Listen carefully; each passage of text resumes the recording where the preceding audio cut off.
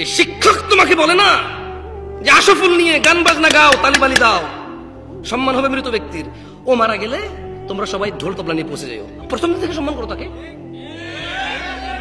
বুঝি 50 বছর অপেক্ষা করার পর তুমি গান বাজনা বাজাও সম্মান করবা, ফ্রম দ্য ডে ওয়ান প্রথম থেকে করো তাকে সম্মান। আউযু বিল্লাহি মিনাশ শাইতানির রাজিম।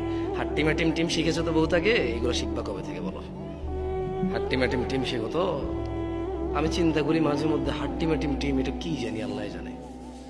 এটা কি গরু ছাগল নাকি পাখি নাকি মানুষের মতো কিছু, এটা কি? তবে এটা দুটো শিং থাকবে, এটা ডিম পাড়বে, এতটুকু কনফার্ম আমরা।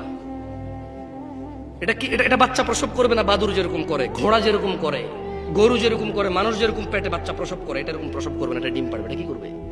ডিম পাড়বে। এটা পানিতে থাকবে না ডাঙায় থাকবে আমরা জানি না, নাকি উভয়চর হবে এটা আমরা জানি না। হয়তো 50 বছর পর দেখাও পেতে পারি, হাড্ডি মাটি বের পেতেও পারি হয়তো। তবে তোমরা সেদিন চিনবা কিভাবে বলো তো? এটাকে দুটো শিং থাকবে, এটা ডিম পাড়বে। তার মানে এটা মুরগির মতো ডিম পাড়বে, কিন্তু শিং থাকবে গরুর মতো, শিং থাকবে ছাগলের মতো, হরিণের মতো, কিন্তু এটা ডিম পাড়বে মুরগির মতো, হাঁসের মতো, কোয়েল পাখির মতো, টিয়া পাখির মতো। কেমন শেখো, দেখা পেতেও পারো, তোমার নাতিপুতি পেয়ে যাবে এই হাড্ডি মাটি। কেন আসছো এই মাহফিলে আমি জানি না, আমাকে কেন ডাকছো দূর থেকে বললাম আমি জানি না। গত বছর এখানে মাহফিল হয়েছে, আগের বছর হয়েছে।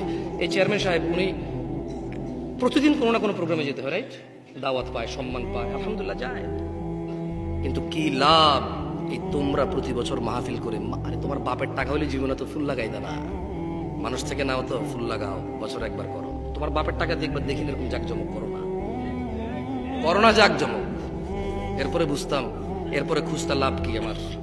আপন ভাইয়ের ছেলে ইয়েতিম, তারে মাদ্রাসায় পড়ায় না, বলে যে হ্যাঁ তেরে পড়াই আমার লাভ কি? হ্যাঁ, আপন মা দুই ভাই বলে যে একলা আমি আব্বা আম্মারা চালে আমার লাভ কি?